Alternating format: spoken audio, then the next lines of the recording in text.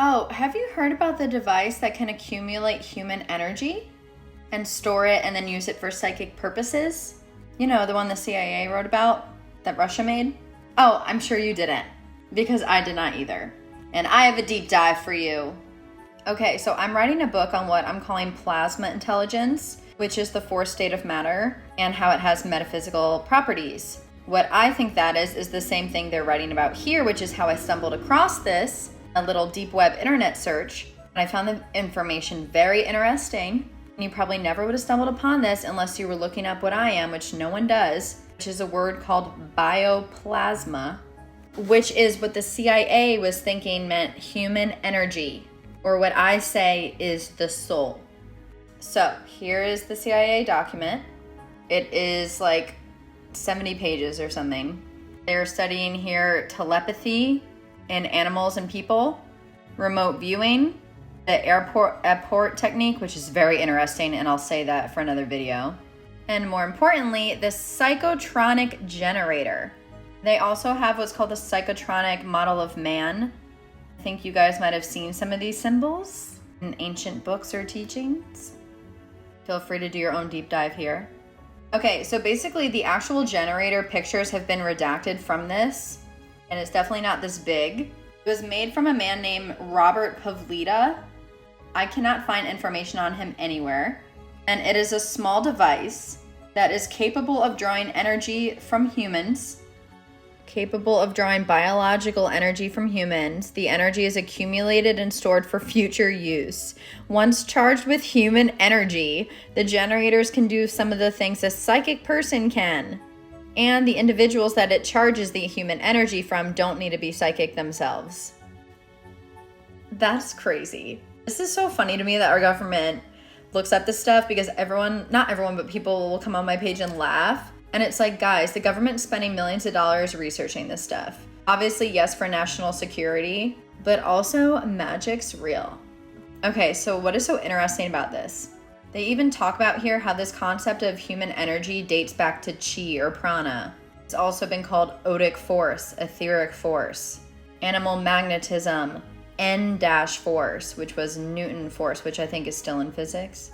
I believe there's more information about some of these psychic discoveries and papers in this book. It's just like $45 and I don't want to pay for that.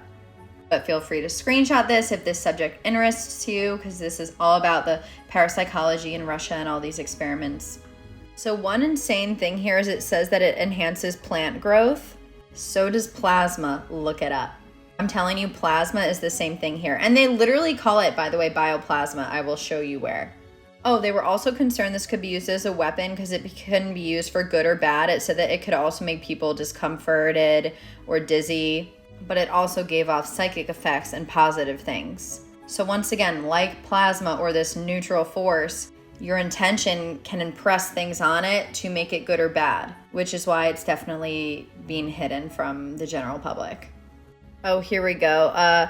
According to Soviet and Czechoslovakian parapsychology, the energy is called bioplasmic or psychotronic energy. So when we talk about the generator, we can just literally call it a bioplasma generator, which is once again the human soul or human energy. This is the only image I could find on the actual declassified site that had to do with, I guess, put bioplasmic rotor here. People actually do use this, and they put like tinfoil on it and then they put their hand on it, and if certain people who can focus can actually move the tinfoil in a vortex. They were saying that people can do this when you concentrate your energy, which is literally magic. But it's basically our brain, the electromagnetic waves are bumping up against the electrostaticness of an inorganic material, and the interaction of that causes the vortex or makes it move. I have a whole nother video about that. It's very interesting. And just type telekinesis in the comments if you want that video, because it's a deep dive as well based on these papers. So Robert Pavlita, this is the most interesting part of this video. I should have started with this. He stated that why his machine worked, and he worked on this for 30 years without the government knowing, by the way. He stated that the secret's in the form. So basically, really quick, some background. What happened was he was working on this for a long time, and then the government found out he was doing this stuff, and they kind of like took him up. You won't find anything about it basically online besides in the CIA papers. And if you do, I really want to know if you find this Robert guy.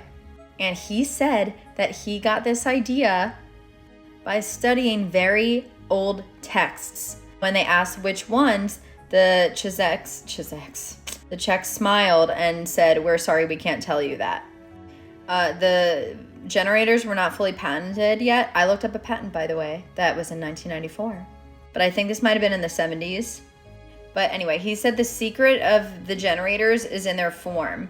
That is the key thing that Pavlida talked about in his studies. It is the shape that lets you accumulate this energy and turn it into whatever purposes you want. I am going to figure this out in the future. Obviously, this has to do with sacred geometry. It also had to do with the use of copper, iron, gold, steel, brass.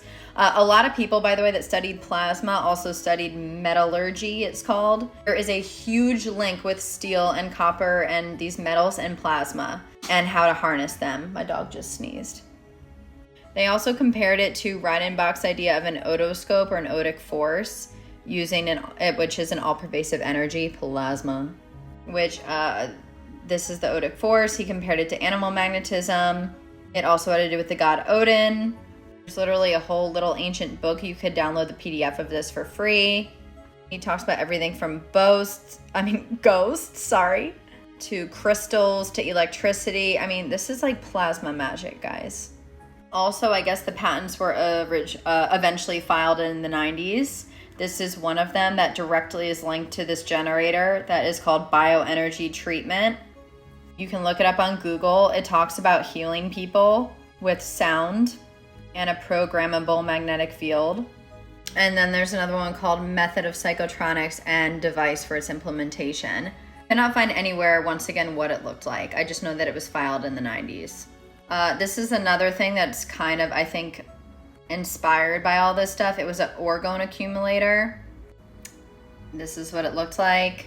And this had to do with accumulating this energy as well, which I call plasma. They call it ether.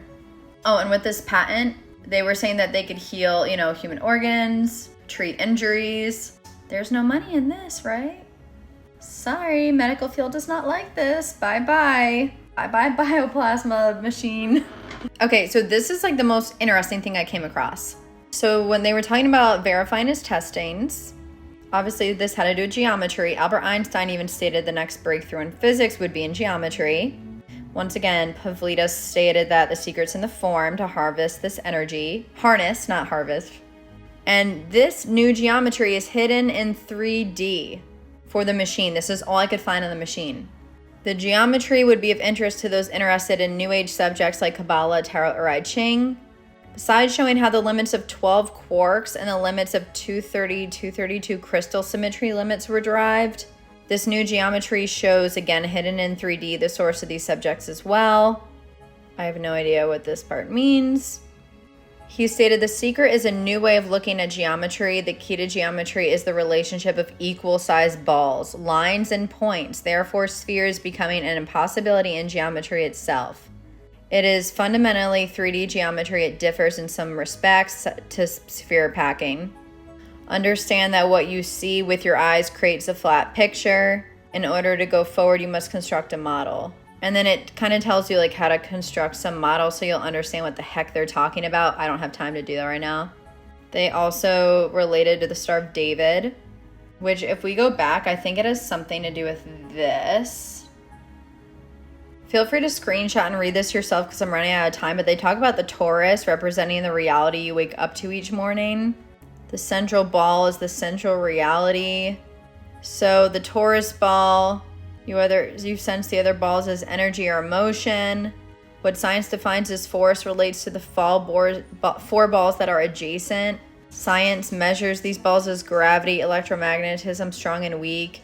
In reality, and as it relates to the Taurus, there are 11 other forces. But these four are disguised by them. And then it kind of makes fun of scientists. Honestly, I don't really know what they're saying here. All I know is that the word Taurus is also Taurus, which has to do with literal plasma and how they harness plasma in fusion. I think there's a correlation here. Main thing is there was a machine that harvested human energy. Harnessed. And we can make it again. Woo!